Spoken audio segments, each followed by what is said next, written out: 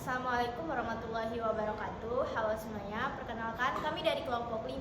Jadi di sini kami akan mempresentasikan materi yang berjudul Peran dan dampak plankton dari rantai makanan hingga perubahan iklim dan pencemaran. Perkenalkan, nama saya Manti Julisti. Saya Dara Distia. Jadi materi yang pertama ini akan disampaikan oleh Dara. Baik, di sini ada peran plankton dalam ekosistem perairan. Plankton didefinisikan sebagai kumpulan organisme pelagis yang lemah dalam berenang dan mudah dihancurkan oleh massa air. Membedakannya dari nekton seperti ikan yang mampu melawan arus dan bentos yang hidup di dasar perairan. Klasifikasi plankton berdasarkan cara memperoleh makanan dibagi menjadi dua kelompok utama, yaitu yang pertama fitoplankton, plankton nabati yang bersifat autotrofik karena memproduksi materi organik melalui fotosintesis menggunakan unsur hara, sinar matahari, dan CO2. Kedua, zooplankton yang bersifat heterotrof karena mengonsumsi materi organik dari organisme lain, terutama fitoplankton. Selain itu, berdasarkan daur hidup, plankton dibagi menjadi holoplankton yang seluruh hidupnya sebagai plankton, dan meroplankton yang hanya sebagian hidupnya sebagai plankton sebelum bermetamorfosis menjadi nekton atau bentos. Plankton juga diklasifikasikan berdasarkan ukurannya, mulai dari femtoplankton hingga megaplankton. Selanjutnya ada peran ekologis plankton dalam jaring makanan perairan. Plankton ini memiliki peran ekologisnya sangat fundamental dan mutlak dalam menunjang kehidupan di ekosistem perairan, terutama di ekosistem pelagis. Fitoplankton adalah mesin kehidupan karena merupakan satu-satunya produsen utama yang menghasilkan bahan organik yang menjadi dasar dari keseluruhan rantai makanan di laut, mulai dari fitoplankton lanjut ke zooplankton, ikan-ikan besar hingga paus atau manusia. Dalam transfer energi, tropodinamika mikrozooplankton Ciliata pelagis berfungsi sebagai jembatan penghubung bridging organisme yang menghubungkan rantai makanan tingkat paling bawah mikrobian low ke tingkat zooplankton yang lebih tinggi. Zooplankton juga berperan sebagai faktor penting dalam pemindahan materi organik ke tingkat trofik yang lebih tinggi seperti ikan. Bahkan jenis salpa dapat menyuplai materi organik dari lapisan pelagis ke lapisan perairan yang lebih dalam untuk organisme benteng. Selanjutnya ada manfaat komersial dan pemanfaatan plankton. Beberapa jenis zooplankton memiliki manfaat langsung bagi manusia dan industri perikanan. Jenis-jenis zooplankton tertentu dapat dikonsumsi sebagai bahan makanan karena mengandung sebagai nutrisi penting seperti asam amino esensial, mineral, vitamin, lemak, dan karbohidrat. Secara komersial, sekitar 20 jenis zooplankton ditangkap untuk berbagai pemanfaatan, termasuk sebagai umpan. Contohnya spesies yang dimanfaatkan ini sebagai berikut. Contoh spesies zooplankton yang dimanfaatkan adalah udang labon dari subfilum Crustacea berukuran lebih dari 20 mm, meliputi spesies Acetes, Sergia, dan Neomysis. Selanjutnya ubur-ubur. Jenisnya ada Rhopilema dan Stomolophus. Udang krill ditemukan di Samudra Hindia dan merupakan hewan kecil yang potensial bagi kehidupan manusia.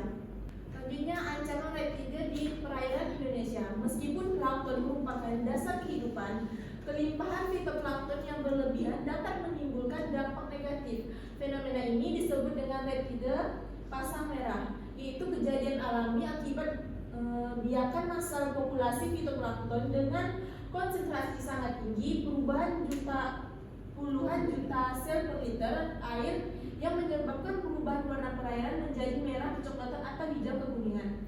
Menurut dampaknya, spesies reptile diklasifikasikan menjadi 3. Pertama, spesies Anopheles menyebabkan kematian massal biota perairan akibat rendahnya kandungan oksigen. Selanjutnya ada spesies penghasil toksin, menghasilkan racun yang berbahaya. Dan terakhir ada spesies yang merusak sistem pernapasan biota laut.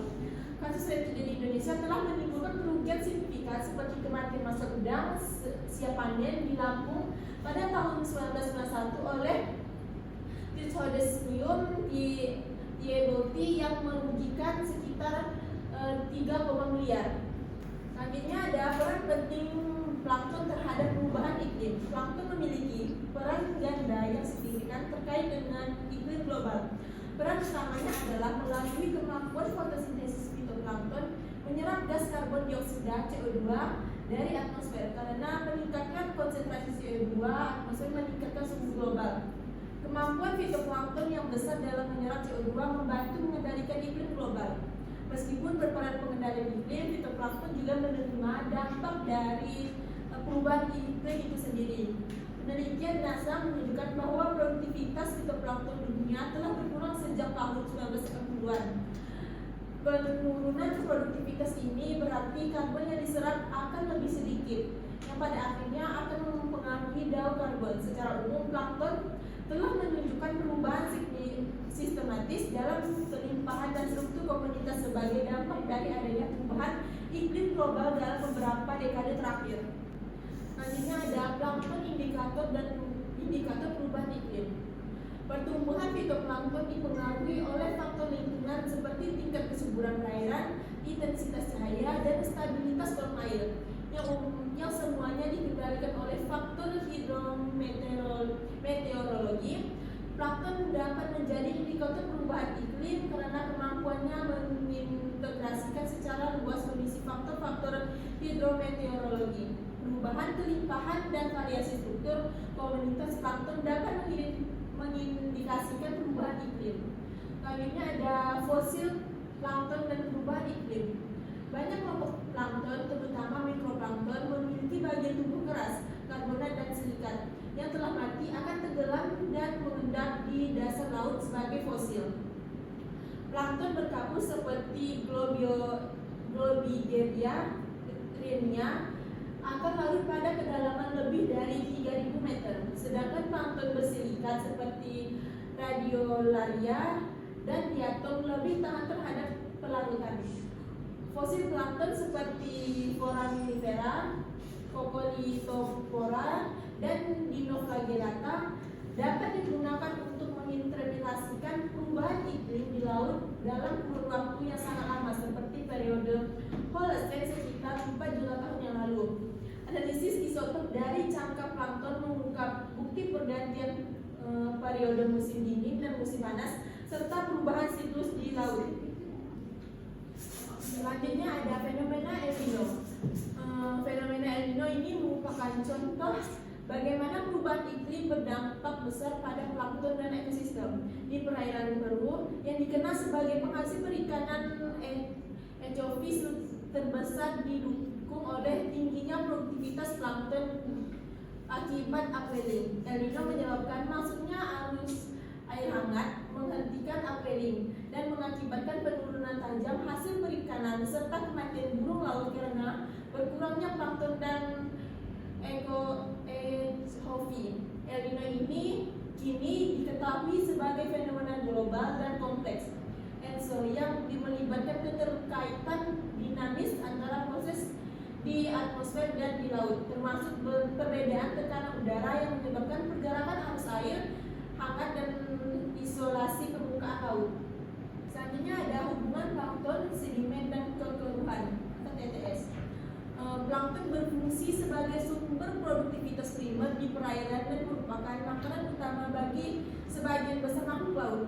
Peningkatan konsentrasi total suspended solid (TSS) diduga dapat mengurangi kondisi plankton karena TSS dapat menghalangi penetrasi cahaya yang masuk ke dalam air. Hal ini pada akhirnya akan berdampak pada terganggunya proses fotosintesis plankton dan alga retik. Akibat dari terhambatnya fotosintesis, produktivitas primer menjadi rendah, yang juga menyebabkan berkurangnya ketersediaan oksigen di kolom air. Karena produktivitas primer menurunkan sebagai rantai makanan utama, jumlah ikan ekonomis di lokasi penelitian cenderung akan berkurang. TSS sendiri terdiri dari komponen organik, sedimen, dan organik, yang salah satunya adalah plankton.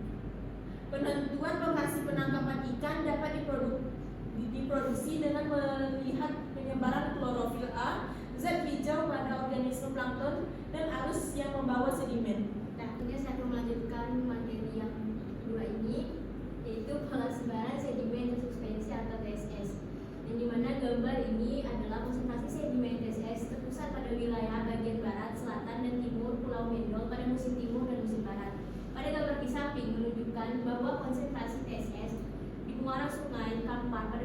Timur dengan hasil perhitungan konsentrasi tertinggi 120 mg. Hasil perhitungan konsentrasi TSS di muara Sungai Kampar dilakukan selama 4 hari simulasi. Angkutan sedimen yang masuk ke muara Sungai Kampar pada musim timur waktu proyeksi ulang 20 tahun sebesar 8,76 juta per ton.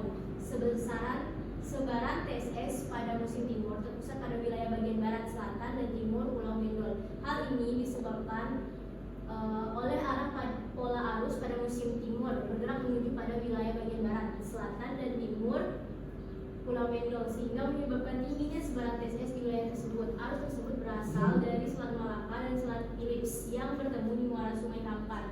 Dengan demikian akan terjadi proses pendangkalan pada kawasan tersebut. Dan untuk gambar yang di bawah ini menunjukkan bahwa konsentrasi TSS pada musim barat di muara sungai dengan memberikan hasil perhitungan konsentrasi tertinggi 120 mg.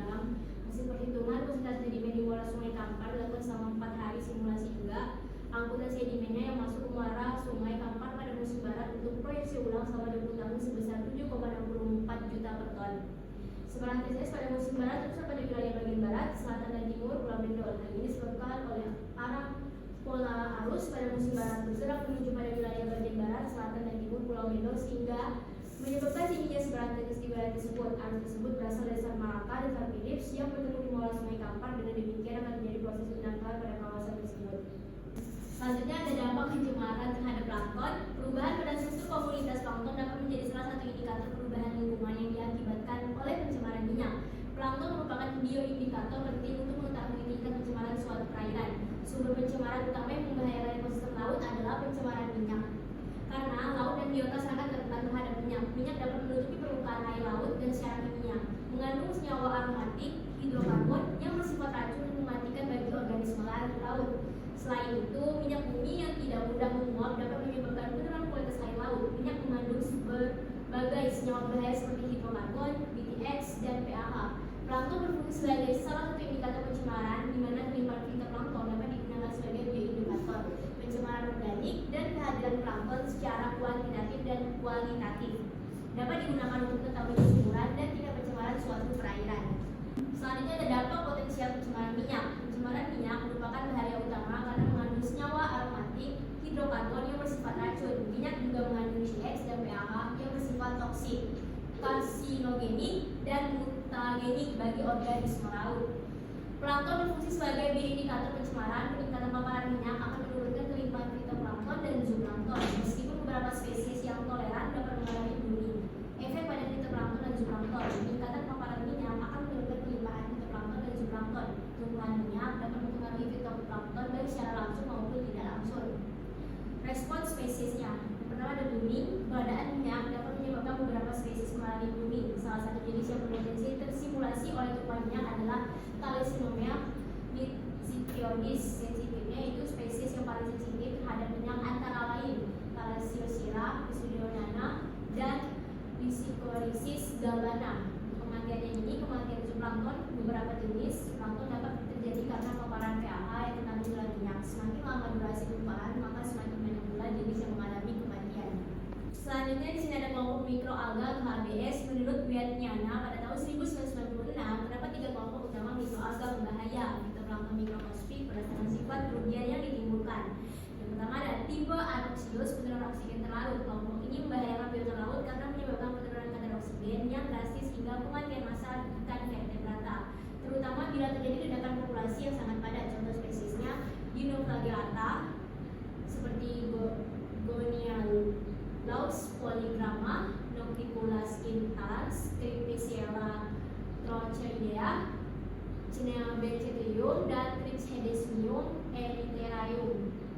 Selanjutnya ada tipe racun yang itu menghasilkan toksin. Tipe ini dapat menghasilkan racun yang berat dan menyebabkan berbagai penyakit pada perut dan sistem saraf manusia setelah mengonsumsi biota laut yang terkontaminasi.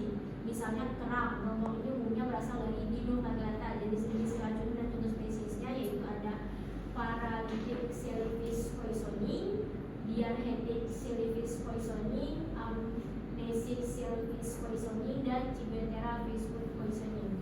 Dan yang terakhirnya ada tipe perusak sistem pernapasan. Tipe ini membahayakan biota laut karena merusak dan menyumbat sistem pernapasan terutama pada kepadatan tinggi. Contoh spesiesnya Diatom dan Dinoflagellata. Terakhir ini ada kesimpulan yang dimana plankton didefinisikan sebagai organisme pelagis yang esensial dan mutlak bagi kehidupan di ekosistem perairan. Plankton terbagi menjadi fitoplankton yang bersifat autotrofik sebagai mesin kehidupan dan produsen utama bagi seluruh rantai makanan laut, serta zooplankton yang heterotrofik yang berperan sebagai penghubung energi ke tingkatan tropik yang lebih tinggi. Selain fungsi ekologisnya, jenis zooplankton tertentu seperti udang, kembon, dan udang krill juga memiliki manfaat komersial langsung sebagai sumber makanan. Plankton juga sangat vital dalam pengendalian iklim global karena fitoplankton menyerap gas karbon dioksida seperti CO2. Melalui fotosintesis berfungsi sebagai indikator perubahan limpahan plankton dan mengindikasikan kondisi hidrometeorologi dan fosil plankton digunakan untuk menginterpretasikan iklim global. Fenomena El Nino merupakan contoh nyata bagaimana perubahan iklim menyebabkan penurunan tajam produktivitas plankton. Namun, fitoplankton yang berlebihan dapat memicu rantai seperti harmful algal blooms atau HABs yang merugikan melalui produksi toksin atau menyebabkan kematian massal biota laut dan penurunan oksigen. Lebih lanjutnya, kelangsungan hidup plankton sangat rentan terhadap pencemaran minyak yang mengandung senyawa racun seperti hidrokarbon dan NOx dan peningkatan konsentrasi total suspended solid atau TSS di perairan karena keduanya dapat menghalangi penetrasi cahaya, mengganggu fotosintesis dan menurunkan produktivitas primer ekosistem. Singkatnya, plankton adalah fondasi ekosistem yang rapuh di mana kelangsungan hidupnya sangat bergantung pada kesehatan. Baiklah, sekian presentasi dari kami. Kurang lebihnya kami mohon maaf. Wassalamualaikum warahmatullahi wabarakatuh.